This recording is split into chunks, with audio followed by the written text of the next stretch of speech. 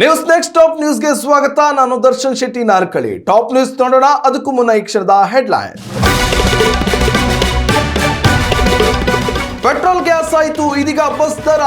ಪ್ರಯಾಣಿಕರಿಗೆ ಶಾಕ್ ಕೊಟ್ಟ ಖಾಸಗಿ ಬಸ್ಗಳು. ಎಂದಿನಿಂದಲೇ ಪರಿಷ್ಕೃತ ಟಿಕೆಟ್ ದರ ಜಾರಿ. ಹುಡುಗರಿಗೆ ಬಾರ್ ಪಬ್ ಎಂಟ್ರಿಗೆ ಆಧಾರ್ ಕಾರ್ಡ್ ಕಡ್ಡಾಯ. ಕರ್ನಾಟಕದಲ್ಲಿ ಜಾರಿಯಾಯಿತು ಕಠಿಣ ರೂಲ್ಸ್. ವಾರಾಂತ್ಯದ ಮೋಜು ಮಸ್ತಿಗೆ ಬೀಳಲಿದೆ ಇನ್ಮುಂದೆ ಬ್ರೇಕ್.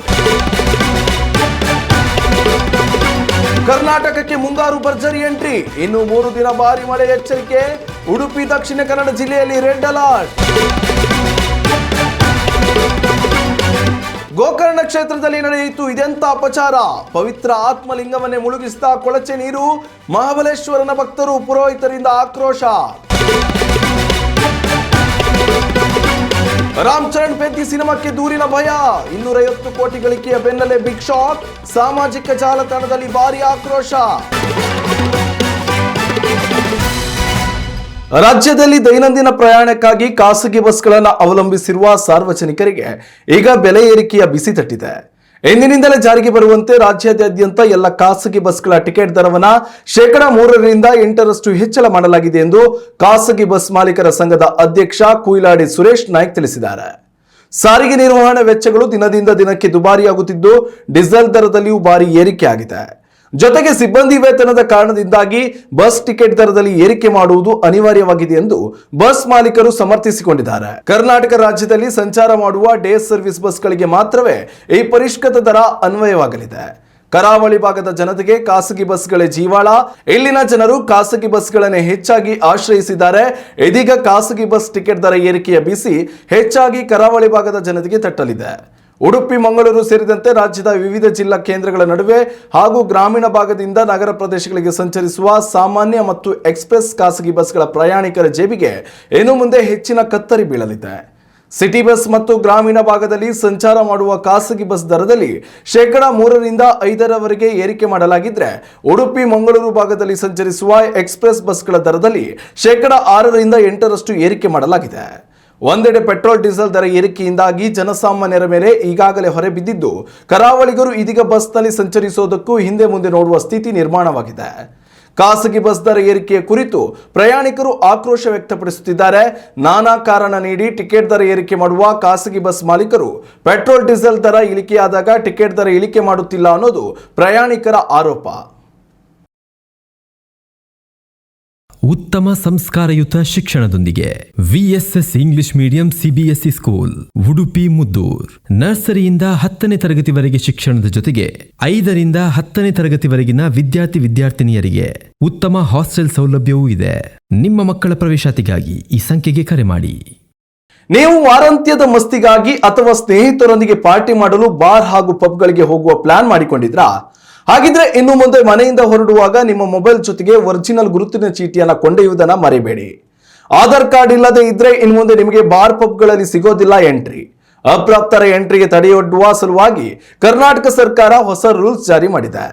ಕರ್ನಾಟಕದಲ್ಲಿ ಇನ್ನು ಮುಂದೆ ಬಾರ್ ಮತ್ತು ಪಬ್ಗಳಿಗೆ ಎಂಟ್ರಿ ಕೊಡಬೇಕಾದ್ರೆ ಅಧಿಕೃತ ಗುರುತಿನ ಚೀಟಿ ತೋರಿಸುವುದು ಕಡ್ಡಾಯವಾಗಿದೆ. ವಿಶೇಷವಾಗಿ ಕುಡುಕರಿಗೆ ಬಾರ್ ಮತ್ತು ಪಬ್ ಪ್ರವೇಶಕ್ಕೆ ಆಧಾರ್ ಕಾರ್ಡ್ ಕಡ್ಡಾಯ ಎಂಬ ಮಾದರಿಯಲ್ಲಿ ಈ ಹೊಸ ನಿಯಮವನ್ನ ಕಟ್ಟುನಿಟ್ಟಾಗಿ ಜಾರಿಗೆ ತರಲಾಗ್ತಿದೆ. ಅಪ್ರಾಪ್ತ ವಯಸ್ಕರು ಬಾರ್ ಹಾಗೂ ಪಬ್ಗಳಿಗೆ ಪ್ರವೇಶಿಸುವುದನ್ನು ತಡೆಯುವ ನಿಟ್ಟಿನಲ್ಲಿ ಸರ್ಕಾರ ಮತ್ತು ಅಬಕಾರಿ ಇಲಾಖೆ ಈ ಕಠಿಣ ಕ್ರಮಕ್ಕೆ ಮುಂದಾಗಿದೆ. ಇತ್ತೀಚಿನ ದಿನಗಳಲ್ಲಿ ಬಾರ್ ಮತ್ತು ಪಬ್ಗಳಲ್ಲಿ ಅಪ್ರಾಪ್ತ ವಯಸ್ಕರು ಮದ್ಯ ಸೇವನೆ ಮಾಡುವುದು ಮತ್ತು ತಡರಾತ್ರಿ ಪಾರ್ಟಿಗಳಲ್ಲಿ ಭಾಗಿಯಾಗುವುದು ಭಾರಿ ವಿವಾದಗಳಿಗೆ ಕಾರಣವಾಗಿತ್ತು. ಕಾನೂನಿನ ಪ್ರಕಾರ ನಿಗದಿತ ವಯಸ್ಸಿಗಿಂತ ಕಡಿಮೆ ಇರುವವರಿಗೆ ಮದ್ಯಪಾನ ಮಾಡಲು ಅಥವಾ ಪಬ್ ಪ್ರವೇಶಿಸಲು ಅವಕಾಶವಿಲ್ಲ. ಆದರೆ ಹಲವರು ವಯಸ್ಸಿನ ಮರೆಮಾಚಿ ಒಳಗೆ ಪ್ರವೇಶಿಸುತ್ತಿದ್ದರು.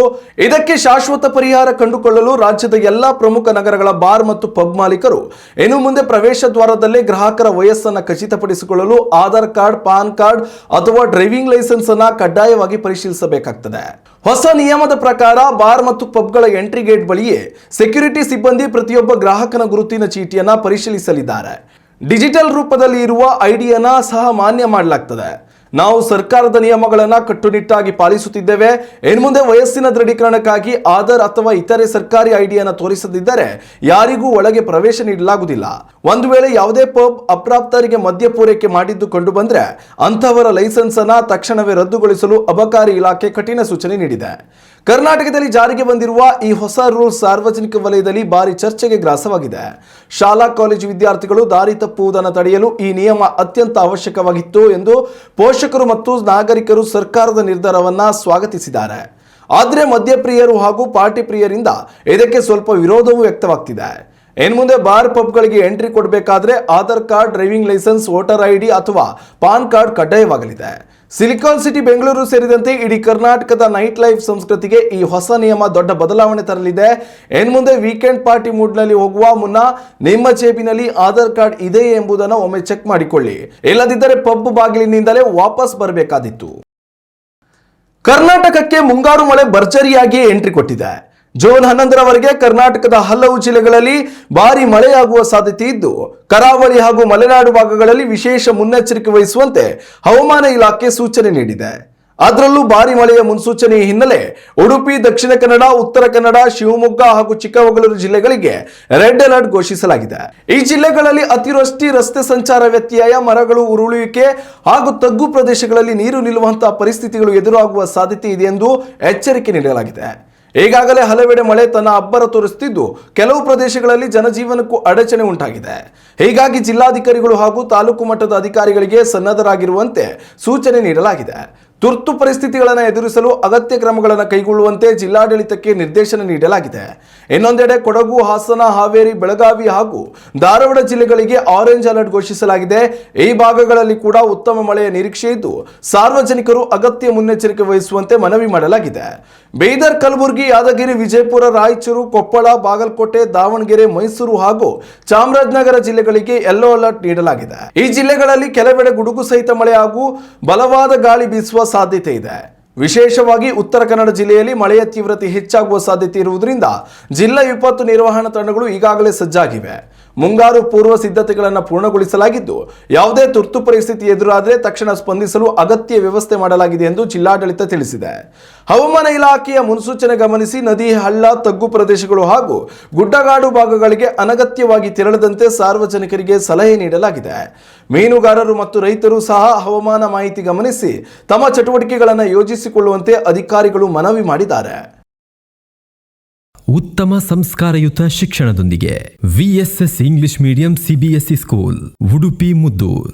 ನರ್ಸರಿಯಿಂದ 10ನೇ ತರಗತಿವರೆಗೆ ಶಿಕ್ಷಣದ ಜೊತೆಗೆ 5ರಿಂದ 10ನೇ ತರಗತಿವರೆಗಿನ ವಿದ್ಯಾರ್ಥಿನಿಯರಿಗೆ ಉತ್ತಮ ಹಾಸ್ಟೆಲ್ ಸೌಲಭ್ಯವೂ ಇದೆ. ನಿಮ್ಮ ಮಕ್ಕಳ ಪ್ರವೇಶಾತಿಗಾಗಿ ಈ ಸಂಖ್ಯೆಗೆ ಕರೆ ಮಾಡಿ. ದಕ್ಷಿಣ ಕಾಶಿ ಎಂದೇ ಪ್ರಸಿದ್ಧಿಯಾಗಿರುವ ದೇಶದ ಪ್ರಮುಖ ಶೈವ ಕ್ಷೇತ್ರಗಳಲ್ಲೊಂದಾದ ಉತ್ತರ ಕನ್ನಡ ಜಿಲ್ಲೆಯ ಗೋಕರ್ಣ ಶ್ರೀ ಮಹಾಬಲೇಶ್ವರ ದೇವಸ್ಥಾನದಲ್ಲಿ ಮಹಾ ಅಪಚಾರವೊಂದು ಸಂಭವಿಸಿದೆ. ಇಡೀ ಜಗತ್ತಿನಾದ್ಯಂತ ಕೋಟ್ಯಾಂತರ ಭಕ್ತರು ಪರಮ ಪವಿತ್ರ ಎಂದು ಭಾವಿಸುವ ಮಹಾಬಲೇಶ್ವರ ದೇವರ ಆತ್ಮಲಿಂಗ ಇರುವ ಗರ್ಭಗುಡಿಗೆ ಕೊಳಚೆ ನೀರು ನುಗ್ಗಿದ್ದು, ಪವಿತ್ರ ಲಿಂಗವೇ ಕೊಳಚೆ ನೀರಿನಲ್ಲಿ ಮುಳುಗಡೆಯಾದ ಅತ್ಯಂತ ಆಘಾತಕಾರಿ ಘಟನೆ ಬೆಳಕಿಗೆ ಬಂದಿದೆ. ದೇವಸ್ಥಾನದ ಇತಿಹಾಸದಲ್ಲಿ ಇಂತಹದೊಂದು ದುಸ್ಥಿತಿ ಎಂದು ಬಂದಿರಲಿಲ್ಲ ಎಂದು ಸ್ಥಳೀಯ ಪುರೋಹಿತರು ಹಾಗೂ ಭಕ್ತರು ತೀವ್ರ ಆಕ್ರೋಶ ವ್ಯಕ್ತಪಡಿಸುತ್ತಿದ್ದಾರೆ. ಲಕ್ಷಾಂತರ ಭಕ್ತರು ಸ್ವಯಂ ಹಸ್ತದಿಂದ ಸ್ಪರ್ಶಿಸಿ ಪೂಜೆ ಸಲ್ಲಿಸುವ ಮಹಾಬಲೇಶ್ವರನ ಆತ್ಮಲಿಂಗ ಕೊಳಚೆ ನೀರಿನಿಂದ ಮುಳುಗಿ ಹೋಗಿದೆ. ಭಾರಿ ಮಳೆಯಿಂದಾಗಿ ನೋಡುತ್ತಿದ್ದಂತೆ ಪವಿತ್ರ ಆತ್ಮಲಿಂಗವಿದ್ದ ಜಾಗ ಪೂರ್ತಿ ದುರ್ವಾಸನೆಯುಕ್ತ ಕಪ್ಪು ನೀರಿನಿಂದ ತುಂಬಿ ಹೋಗಿದೆ. ಇದರಿಂದಾಗಿ ದೇವಸ್ಥಾನಕ್ಕೆ ಬಂದಿದ್ದ ಭಕ್ತರು ಪೂಜೆ, ಅಭಿಷೇಕ ಮಾಡಲು ಸಾಧ್ಯವಾಗದೆ ಕಣ್ಣೀರು ಹಾಕುವ ಪರಿಸ್ಥಿತಿ ನಿರ್ಮಾಣವಾಗಿತ್ತು. ತಕ್ಷಣವೇ ಎಚ್ಚೆತ್ತ ಅರ್ಚಕರು ಮತ್ತು ದೇವಸ್ಥಾನದ ಸಿಬ್ಬಂದಿ ಬಕೆಟ್ಗಳ ಮೂಲಕ ಕೊಳಚೆ ನೀರನ್ನು ಹೊರಹಾಕಲು ಹರಸಾಹಸ ಪಡಬೇಕಾಯಿತು. ಕರಾವಳಿಯ ಪ್ರಮುಖ ಪ್ರವಾಸಿ ಹಾಗೂ ಧಾರ್ಮಿಕ ಕೇಂದ್ರವಾಗಿರುವ ಗೋಕರ್ಣಕ್ಕೆ ಪ್ರತಿದಿನ ದೇಶ ವಿದೇಶಗಳಿಂದ ಸಾವಿರಾರು ಭಕ್ತರು ಬರ್ತಾರೆ. ದೇವಸ್ಥಾನದಿಂದ ಕೋಟ್ಯಾಂತರ ರೂಪಾಯಿ ಆದಾಯ ಬರುತ್ತಿದ್ದರೂ ಕನಿಷ್ಠ ಒಳಚರಂಡಿ ವ್ಯವಸ್ಥೆಯನ್ನು ಸಮರ್ಪಕವಾಗಿ ನಿರ್ವಹಿಸಿದ ಆಡಳಿತ ಮಂಡಳಿ ಮತ್ತು ಸ್ಥಳೀಯ ಪುರಸಭೆಯ ವಿರುದ್ಧ ಸಾರ್ವಜನಿಕ ವಲಯದಲ್ಲಿ ಭಾರಿ ಆಕ್ರೋಶ ವ್ಯಕ್ತವಾಗ್ತಿದೆ. ಇದು ಕೇವಲ ತಾಂತ್ರಿಕ ಸಮಸ್ಯೆಯಲ್ಲ, ದೇವರ ಇತಿಹಾಸದಲ್ಲಿ ನಡೆದಿರುವ ಮಹಾ ಅಪಚಾರ. ಪವಿತ್ರ ಕ್ಷೇತ್ರವನ್ನ ಈ ರೀತಿ ನಿರ್ಲಕ್ಷ್ಯ ಮಾಡಿರುವುದಕ್ಕೆ ಅಧಿಕಾರಿಗಳೇ ನೇರ ಹೊಣೆ. ತಕ್ಷಣವೇ ಇದಕ್ಕೆ ಶಾಶ್ವತ ಪರಿಹಾರ ಕಂಡುಕೊಳ್ಳದಿದ್ದರೆ ಉಗ್ರ ಪ್ರತಿಭಟನೆ ನಡೆಸಲಾಗುವುದು ಎಂದು ಪುರೋಹಿತರು ಎಚ್ಚರಿಕೆ ನೀಡಿದ್ದಾರೆ.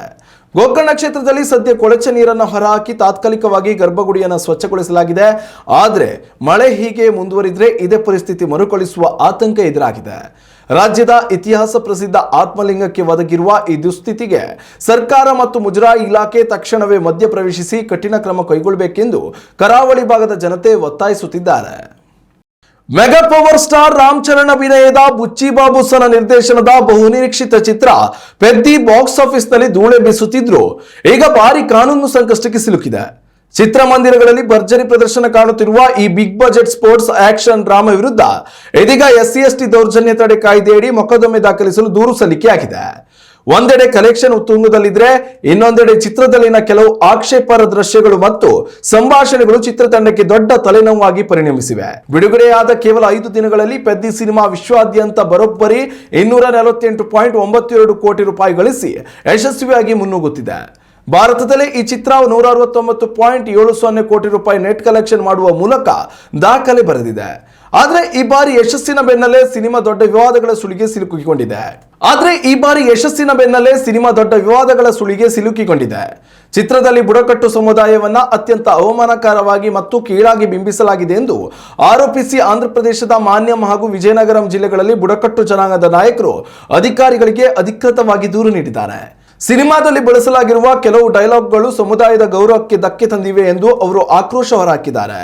ಈ ಹಿನ್ನೆಲೆಯಲ್ಲಿ ಚಿತ್ರದ ನಿರ್ದೇಶಕ ಬುಚ್ಚಿಬಾಬು ಸನಾ, ಪ್ರಮುಖ ನಿರ್ಮಾಣ ಸಂಸ್ಥೆಯಾದ ಮೈತ್ರಿ ಮೂವಿ ಮೇಕರ್ಸ್ ಹಾಗೂ ಇಂತಹ ಸಂಭಾಷಣೆಗಳಿಗೆ ಅನುಮತಿ ನೀಡಿದ ಸೆನ್ಸಾರ್ ಮಂಡಳಿ ಸದಸ್ಯರ ವಿರುದ್ಧ ತಕ್ಷಣವೇ ಅಟ್ರಾಸಿಟಿ ಕೇಸ್ ದಾಖಲಿಸಬೇಕೆಂದು ಬುಡಕಟ್ಟು ಜನಾಂಗದ ಸಂಘಟನೆಗಳು ಪಟ್ಟು ಹಿಡಿದಿವೆ. ಒಂದೆಡೆ ಲೀಗಲ್ ಶಾಕ್ ಎದುರಾಗಿದ್ರೆ, ಮತ್ತೊಂದೆಡೆ ಸಾಮಾಜಿಕ ಜಾಲತಾಣಗಳಲ್ಲಿ ನಾಯಕಿ ಜಾನ್ವಿ ಕಪೂರ್ ಅವರ ಪಾತ್ರದ ಚಿತ್ರಣದ ವಿರುದ್ಧ ನೆಟ್ಟಿಗರು ಕಿಡಿಕಾರುತ್ತಿದ್ದಾರೆ. ಗ್ರಾಮೀಣ ಹಿನ್ನೆಲೆಯ ಕಥೆಯನ್ನು ಹೊಂದಿರುವ ಈ ಸಿನಿಮಾದಲ್ಲಿ ಜಾನ್ವಿ ಕಪೂರ್ ಅವರಿಗೆ ತೊಡಿಸಿರುವ ಉಡುಪುಗಳು ಹಾಗೂ ಅವರನ್ನು ಅತಿಯಾಗಿ ಗ್ಲಾಮರಸ್ ಆಗಿ ತೋರಿಸಿರುವುದು ಸಾರ್ವಜನಿಕರ ಅಸಮಾಧಾನಕ್ಕೆ ಕಾರಣವಾಗಿದೆ. ಕತೆಗೆ ಪೂರಕವಲ್ಲದ ಇಂತಹ ಆಕ್ಷೇಪಾರ್ಹ ಶಾಟ್ಗಳನ್ನು ಇಡುವ ಅಗತ್ಯವಿರಲಿಲ್ಲ ಎಂದು ಸಿನಿ ಪ್ರೇಕ್ಷಕರು ಸಾಮಾಜಿಕ ಜಾಲತಾಣಗಳಲ್ಲಿ ಚಿತ್ರತಂಡದ ವಿರುದ್ಧ ತೀವ್ರ ಅಸಮಾಧಾನ ವ್ಯಕ್ತಪಡಿಸುತ್ತಿದ್ದಾರೆ. ಈ ಮಧ್ಯೆ ಈ ಆಕ್ಷೇಪಾರ್ಹ ಶಾಟ್ಗಳಿಗೆ ಸ್ವತಃ ಜಾನ್ವಿ ಕಪೂರ್ ಅವರೇ ವಿರೋಧ ವ್ಯಕ್ತಪಡಿಸಿದ್ರು ಎನ್ನಲಾದ ಸಂದೇಶವೊಂದು ಲೀಕ್ ಆಗಿರುವುದು ವಿವಾದವನ್ನು ಮತ್ತಷ್ಟು ಮುನ್ನೆಲೆಗೆ ತಂದಿದೆ. ಒಟ್ಟಿನಲ್ಲಿ ಬಾಕ್ಸ್ ಆಫೀಸ್ನಲ್ಲಿ ಮೈಲುಗಲ್ಲು ಸ್ಥಾಪಿಸುತ್ತಿರುವ ಪೆದ್ದಿ ಚಿತ್ರಕ್ಕೆ ಈ ಹೊಸ ಕಾನೂನು ಸಂಕಷ್ಟ ಮತ್ತು ಸಾಮಾಜಿಕ ಜಾಲತಾಣಗಳ ವಿರೋಧ ಯಾವ ರೀತಿಯ ತಿರುವು ನೀಡಲಿದೆ ಎಂಬುದನ್ನು ಕಾದು ನೋಡಬೇಕಿದೆ.